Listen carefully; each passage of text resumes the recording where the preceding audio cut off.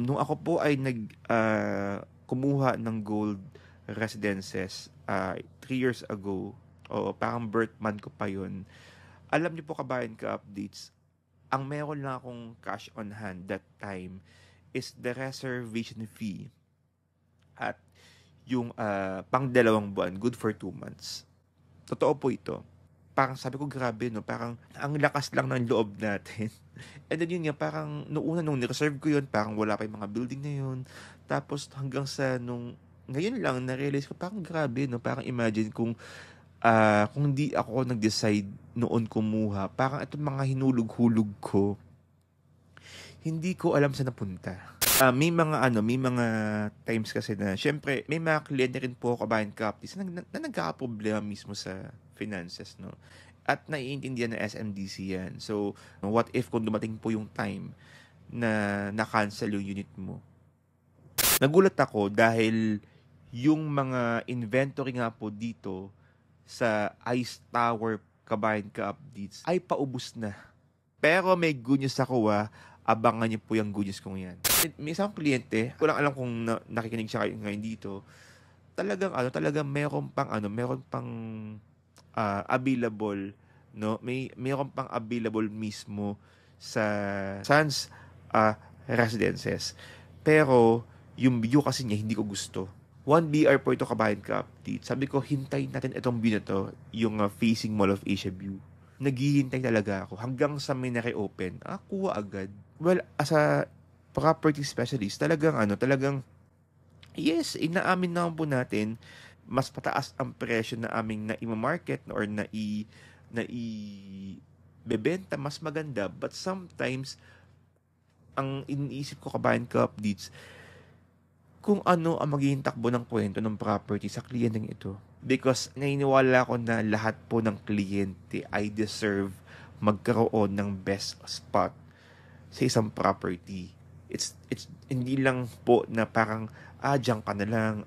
Eto maganda po yung unit kasi eto lang ang available, no. Happy birthday Pupu. 10 years old na po siya kabayan ka-updates po ang asong to. Ito po ang aking nagiging pahinga. Ito po ang nagiging comforter natin sa lahat po ng mga pinagdadaanan po natin kabayan ka-updates, sa lahat po ng mga lungkot, saya, hirap. Ayan, siya po ang lagi kong kasama kabayan ka-updates.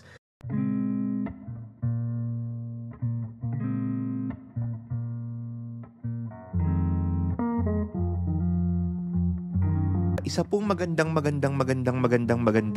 araw po sa lahat po ng mga kabayan and ka-updates sa Luzon, Visayas, Mindanao, buong Pilipinas, saan mang panig man kayo ng mundo. Magandang umaga, tanghali, gabi po sa ating lahat. Ako po ang inyong virtual SMDC Property Investment Manager, Justin Archeda, at ito ang nag-iisa at nag-iisa lang na SMDC Podcast. Kabayan ka-updates, kamusta? At kamusta po kayong lahat? Today is Sunday, May 26, 2024 at panahon na naman po ng tag-ulan. Diyos ko Lord.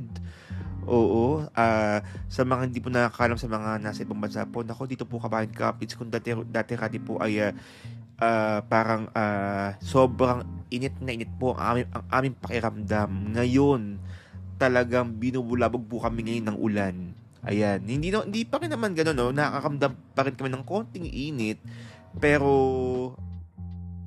may konting ulan na nga po. Ayan, kasi ito nga po kabayan ka-updates, habang tayo nga po ay nag-shoot ng ating podcast, wala pong, hindi naman ganun kalakas. Kumbaga parang tama lang ang ating ulan, pero tuloy-tuloy. Tuloy-tuloy nga po siya. Nakuha sa lahat po ng mga kabayan ka-updates natin na may mga plano pang humabol sa last minute ng ng outing, ganyan. Ano pa ba? Sa lahat po ng mga kabayan ka-updates na may mga ganap sa buhay, ayan, magdala po tayo ng payong, sombrero, kapote. Nagbabago na nga po ang ating ang ating weather. Kung dati-rati tubig, payong, actually parang parehas lang.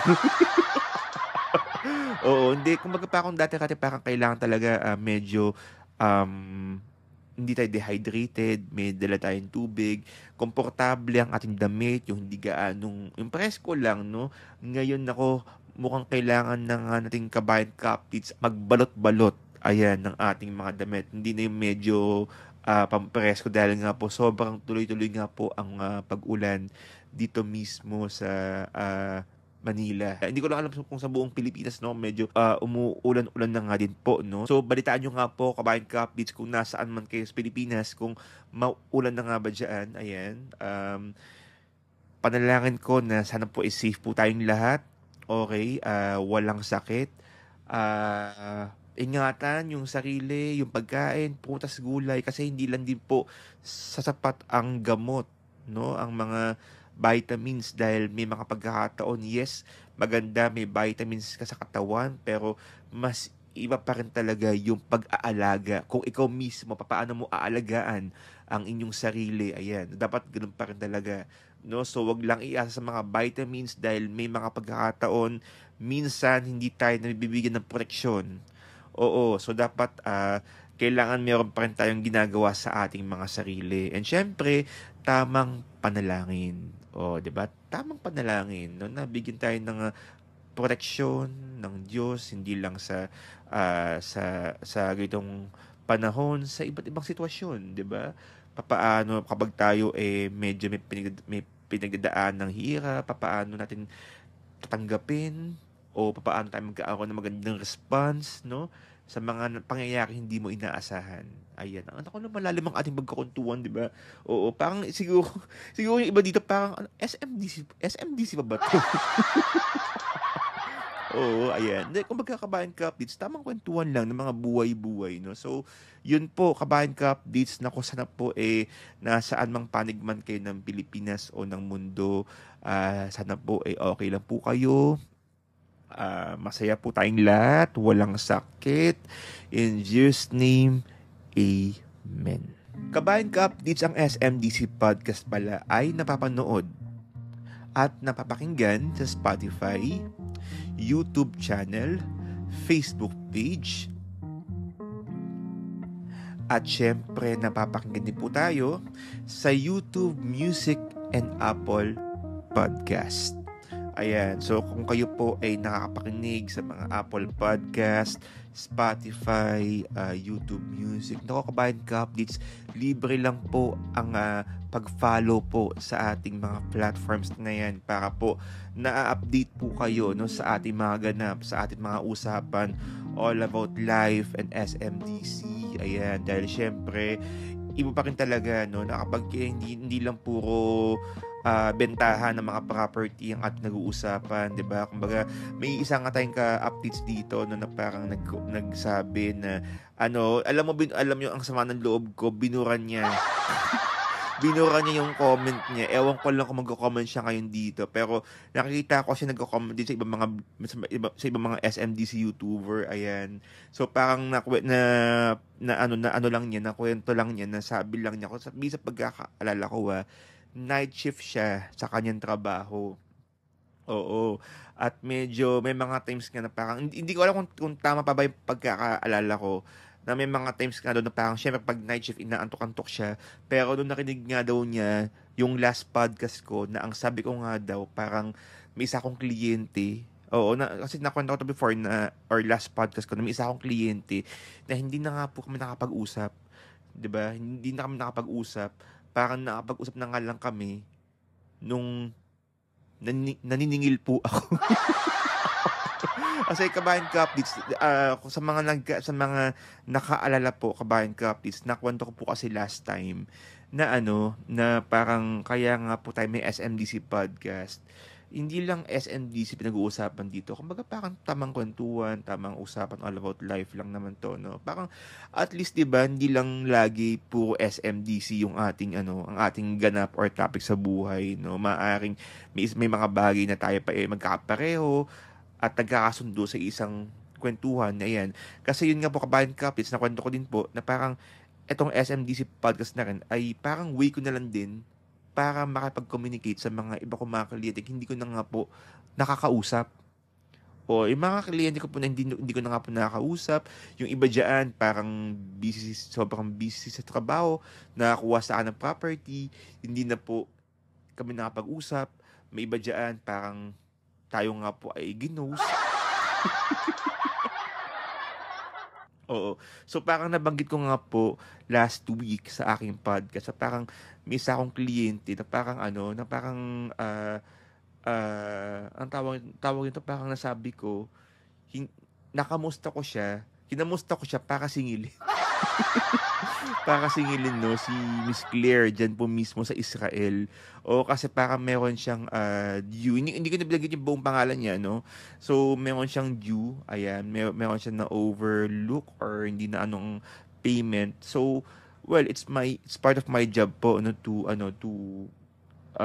talk with that client and sana po sa mga iba mga kliyente ko dito na wag ho kayo ma-offend sa akin ha kung medyo ako po ay nagme-message sa inyo na parang tagabahan ko na parang okay lang ako gabayad. Hindi po ganun.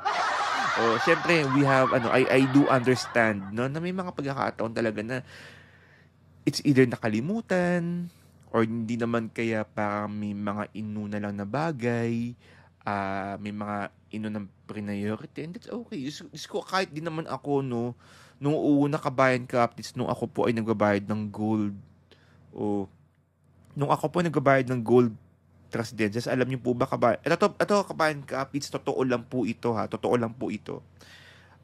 Nung ako po ay kumuha ng gold residences 3 years ago, o parang birth month ko pa yun, alam niyo po kabayan ka updates, ang meron lang akong cash on hand that time is the reservation fee at yung pang 2 buwan, good for 2 months.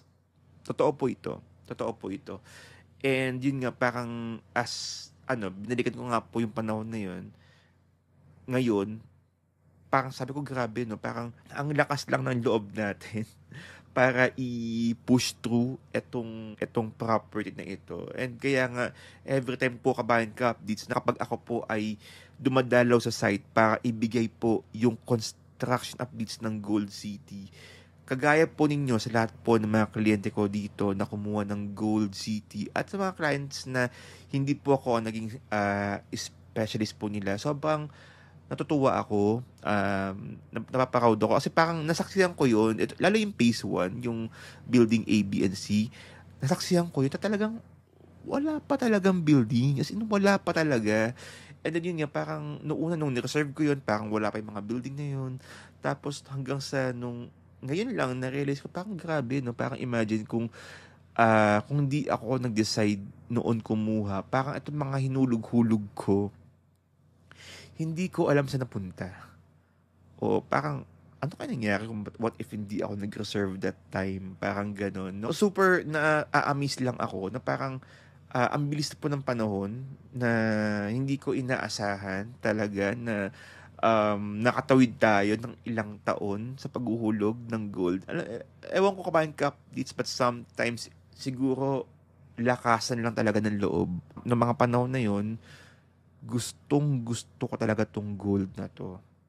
Oo, until now, no, gustong gusto ko talaga and sabi ko talagang ilalaban ko to, ganyan. So, kasi syempre kailangan mong, parang kailangan mong buuin yung pangarap mo at para mabuo yung pangarap na yon, kailangan mo talagang magtrabaho because kabayan ka, ayoko balang araw talaga na parang tumanda ako na parang wala lang na itataboy. Sorry ha, pero totoo lang po ito kabayan ka updates, pero sa kultura ng pamilyang Pilipino, 'di ba? Parang well, lubos lubos po na makapamilya po tayo. But sometimes may mga iba tayong kamag-anak, 'di ba, na kapag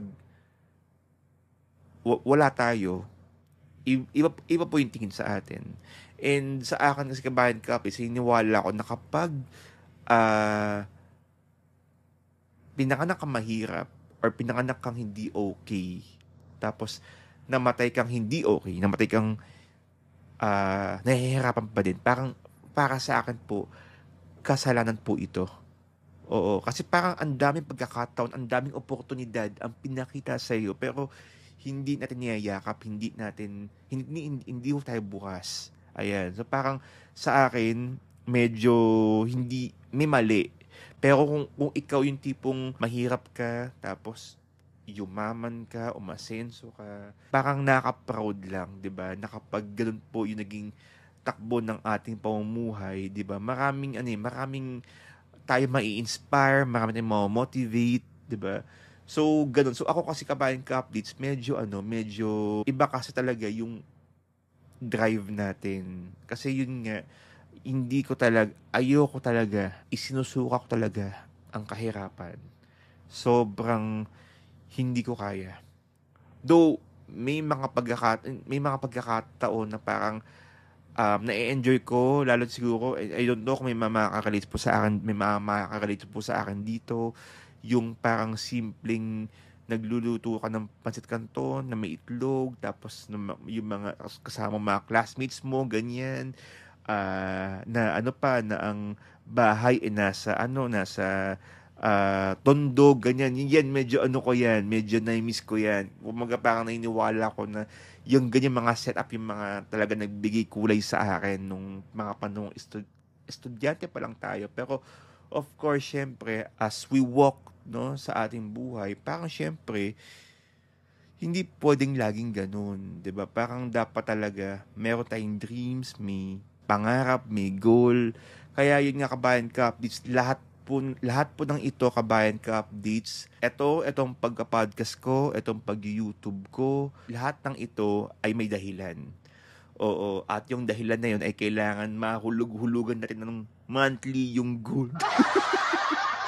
Oh, next, kumbaga kabayan ka, din sila sabi ko na nga lang po sa inyo to. Dahil syempre katulad nyo, normal din po akong tao. Ayan, normal tayong tao. May kamag-anak, may pamilya, di ba? Kumbaga parang gusto ko lang mangyari. Ayoko balang araw na maging pabigat ako sa pamilya ko, sa maging anak ko, di ba? Parang ayoko ng ganun. So, medyo gusto ko ngayon pa lang meron ng plano. Kaya yun nga po, nagsimula nga po talaga akong kumuha ng gold. Nakakatuwa lang kabayan ka updates na parang as I look back, no, parang ang bilis lang ng panahon, sobrang nakakatuwa, nakaka-amaze na dati-rati nag-worry ako, kaya ko ba to? Kaya ko bang i itawid itong unit na to? Kasi ang meron lang ako is the reservation fee and 2 months monthly amortization. So, nakakatuwa. Parang nakakaya lang naman. Oo, naitatawid natin. Ayan. So, at saka kabahan cup, dito pa, what's good thing about SMDC? May mga times kasi na, syempre, may mga kliyente rin po kabahan cup na nagkakaproblema mismo sa finances, no? At naiintindihan ng SMDC yan. So, may mga times, yes, magpe-penalty ka. Oo. Pero kabahan cup, ang penalty na waive, na-waive po nila. Napapawave po ang penalty natin. Tapos, real talk lang po tayo, no? What if kung dumating po yung time na na-cancel yung unit mo? O, halimbawa, hindi mo nabayaran, tapos parang na-cancel siya, ganyan. Um, open pong SMDC for reinstatement. Pag na-cancel yung unit mo, kausapin mo yung property specialist or yung property investment manager nyo na pinag-uhanan nyo ng property para maayos yung reinstatement. Kasi pwede pa humbuhayin or pwede pang i-active yung account. Basta po, kompleto ang mga requirements at saka may pang-update po tayo ng payments. Or kung gawa kayo ng proposal kung papaano nyo babayaran po yung arrears nung property nyo. Ang daling kausap ng SMDC. Kaya nga po, good guys nga po ang tawag sa amin. May mga makakapagpatunay niyan na talagang may iba na reinstate. Maliban na lang talaga kung nababantayan ng property investment manager nyo. Oo, kasi trabaho namin yun, ang bantayan ang inyong property. So, hindi po kahit halimbawa, wala na ako pambayad. Aba, parang susuplado-supladuin namin kayo. Hindi po ganun. Oo. So talagang may mga pagkakataon na yun po. Sabihin niyo po sa amin paano ho ba natin mabayaran? Kasi kaya ho na makinig. Makikinig po kami sa magiging proposal. Dahil at the end of the day, si SMDC pa rin naman mag-a-approve kung pwede yung ganitong request. No? Kasi kung ibang developer kabayan ka updates, the moment na makancel yan kabayan ka updates, wala na. Totoo po ito ha. Wala na. Hindi na ma-reinstate. May mga ibang developer akong kilalang ganyan. Pero kay SMDC, kasi ang gusto mangyari ni SMDC, please, ituloy nyo na. Kung hindi man kaya, sige, tignan natin yung gawin natin, yung magandang plano. Pag-usapan natin, mag-meet tayo halfway. Kasi gustong-gusto mangyari ng SMDC kabayan ka updates ay, Diyos ko, idire-diretso na po, sayang ang inyong inulog na property. Hindi tayo parang, okay, wala na, sorry, wala na, cancel eh.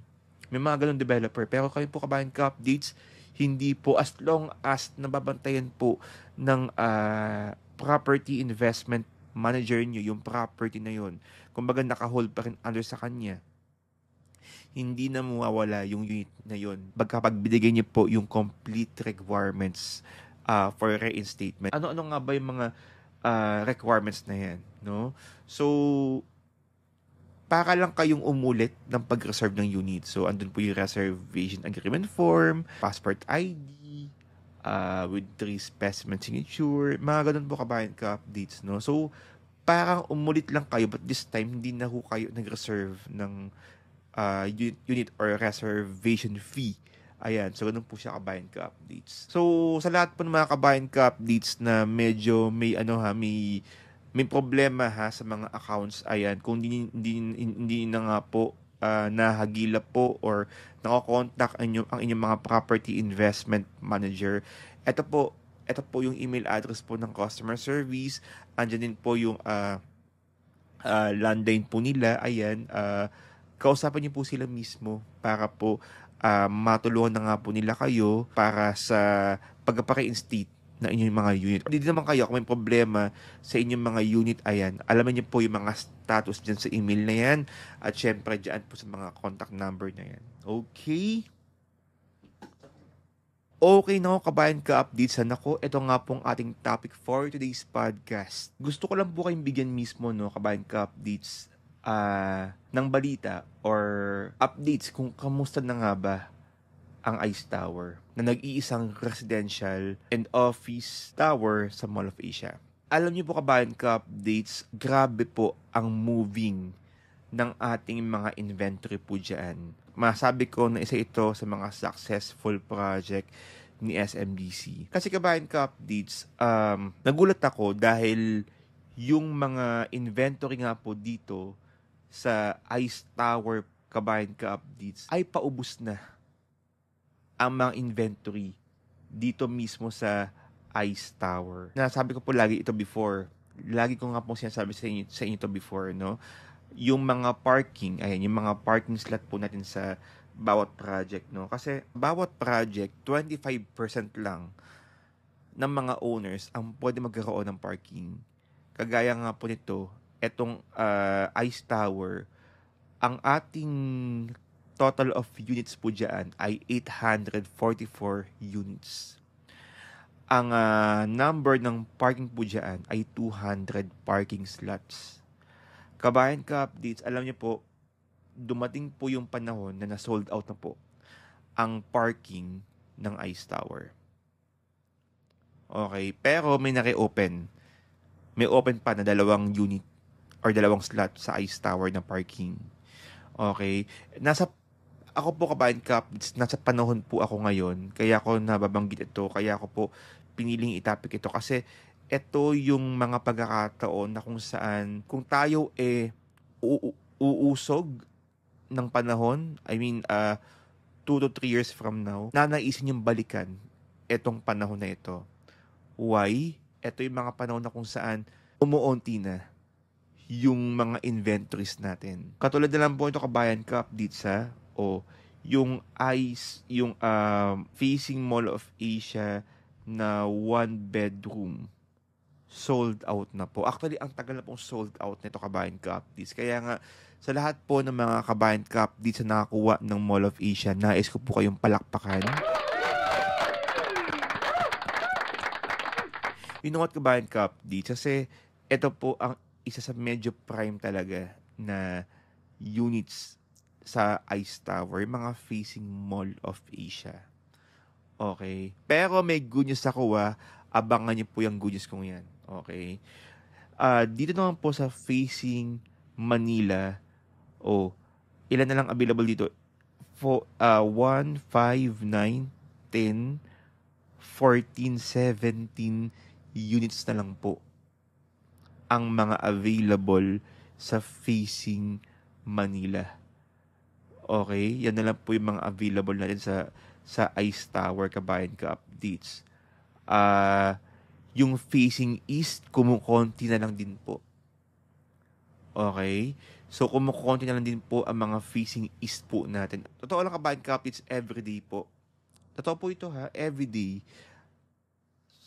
Kapag ako po ay nagbubukas mismo ng portal, isa ito mismo sa pinaka tinututukan ko talaga na property kasi sobrang limitado lang talaga, Kabayan Ka-updates, no, ang ating inventory dito. Kasi imagine na nag-isa lang po siya ng building na Ice Reso. Isang building lang siya, hindi po 5, hindi 3, hindi 4, hindi 6. At meron lang siyang 14 levels. 14 levels. Tapos ang number of units lang niya, 844. Tapos ang parking slot ay 200. Na ngayon ay 2 na lang po ang ating parking slots. And eto lang din po, Kabayan Ka-updates, ang project na kung saan pwede mong gawing opisina. Kasi di ba, Kabayan Ka-updates, ang dami nga pong residential project dyan mismo sa Mall of Asia. Pero may mga office buildings po tayo. Okay, mga commercial buildings or tower, ayan, or towers, ayan. Pero yun nga po, Kabayan Ka-updates, parang hindi pa rin po sapat. No, hindi pa rin po sapat yung mga office towers diyan mismo sa Mall of Asia. So dahil di nga po sapat, Kabayan Ka-updates, ang pagkaaroon ng commercial area diyan po mismo sa Mall of Asia, nag-come up si SMDC na bumuo mismo ng isang project na kung saan pwede na mag-invest ang isang investor for a office unit. Ayan. Pero limitado. Sobrang limitado lang po. Okay. Kaya po, Kabayan Ka-updates, no, you will notice single tower lang siya. 'Di ba? Tapos residential office tower pa. So imagine kapag kayo nga po ay nagkaroon ng property sa project na ito, Kabayan Ka-updates, no, parang iilan lang po kayong merong ganito. Oo, iilan lang po kayo merong ganito na pwede nyo gawing opisina yung inyong property, pwede nyo gawing residential. Ito po pala ang good news ko, Kabayan Ka-updates. So, ito po yung ating good news. Ito nga po yung good news ko nga po sa inyo, na kaganina nga po ay biditin ko nga po kayo. Meron po tayong available unit na Mall of Asia or unit facing Mall of Asia. Okay? Actually, dalawa po sila, Kabayan Ka-updates. Isang 6th floor at isang 15th floor.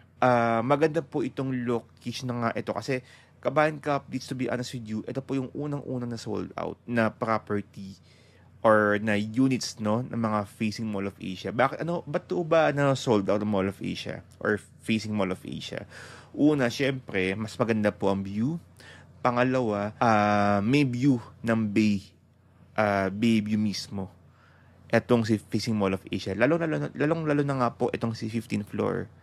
Medyo mas mataas po siya. So may makita kayong view mismo ng Mall of Asia at ng Bay View or ng dagat po, Kabayan Ka-updates. Okay? May mga magtatanong po sa akin, no? Sabihin nila, ay, Justin, paano mo nakuha yung ganitong property? Paano mo nakuha yung unit na to?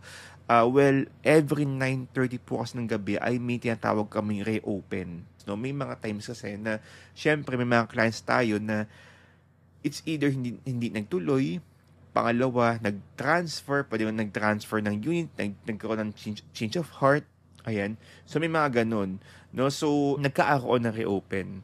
At ang tagal din, kabayan ka, please, ang tagal din na nagkaroon tayo ng reopen sa Mall of Asia or units facing Mall of Asia, dyan po mismo sa Ice Tower. Nagbaka sakali ako na baka mayroong available. Kasi nga kabayan ka, please, ang lagi kong ginagawa, kahit wala po akong kliyente na nakakausap, nagho-hold ako. Hino-hold ko yung unit sa portal. Totoo po ito.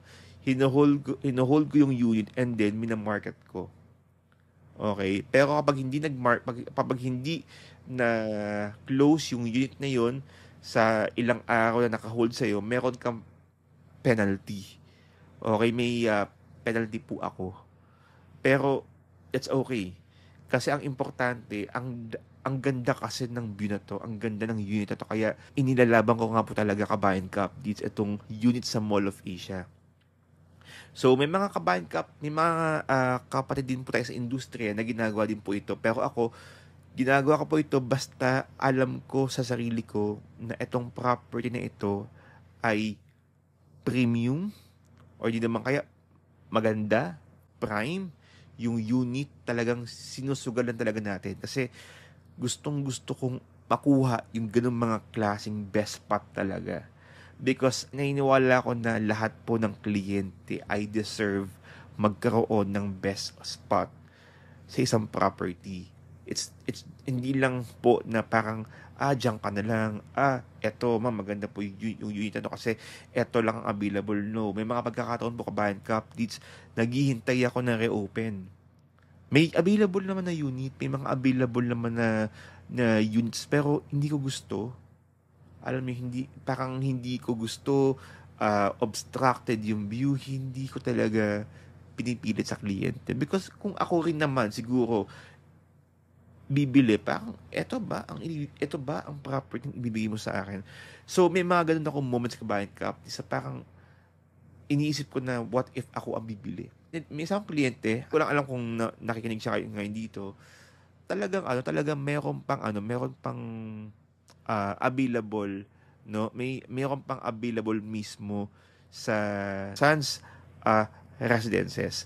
Pero yung view kasi niya hindi ko gusto. 1 BR po ito kabayan ka update. Sabi ko, hintayin natin itong view na to, yung facing Mall of Asia view. Oo, hintayin natin. So, kasi etong mga units na to, mabababa po yung presyo ng unit. O kumbaga may mga ibang katabi 8.7, 8.9. Ito 7.9. Sabi ko, eto ma'am, hintay-hintay lang po tayo. Talaga totoo po ito kabayan cup dito. Talagang naghihintay talaga ako hanggang sa may na-reopen. Kuha agad.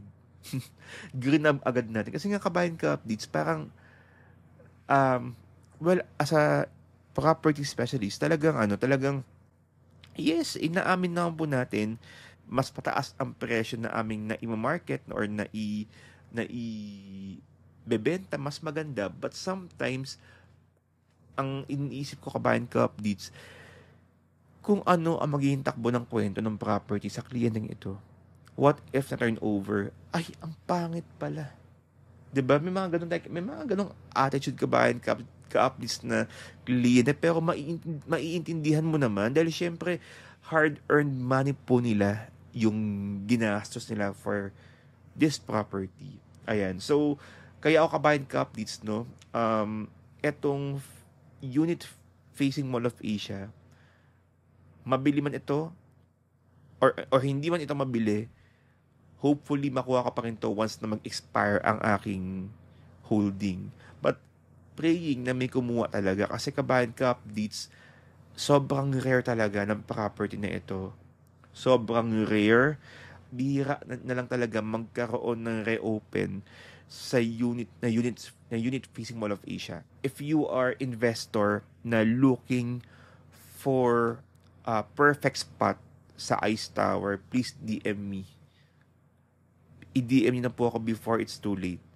Kasi etong dalawang to, unahan po ito kabayan ka updates.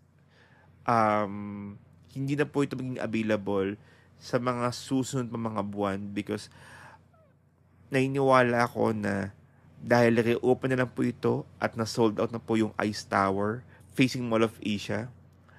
Talagang pag-aagawan talaga ito.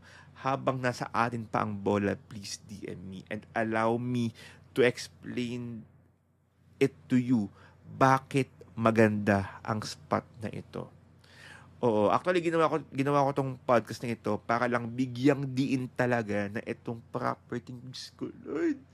Ito talaga ang pinaka sobrang para sa akin. Ito yung mga units talaga na star talaga para sa atin. Kaya sana kung umabot ka man dito sa sinasabi kong ito, sana alamin mo, no? Alamin mo sa akin kung ano yung computation, ano yung detalye, kasi Diyos ko, hindi na po ito maging available in the next few days kapag na-lapse na po yung holding sa akin.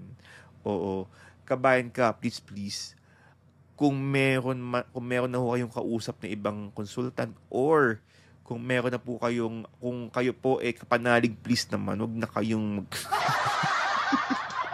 Oo, please. So again, i-DM niyo po Kabayan Ka updates, no, para po maintindihan niyo kung ano tong tinutukoy ko na unit na to. Kasi sabi ko nga po sa inyo, Kabayan Ka updates, ah,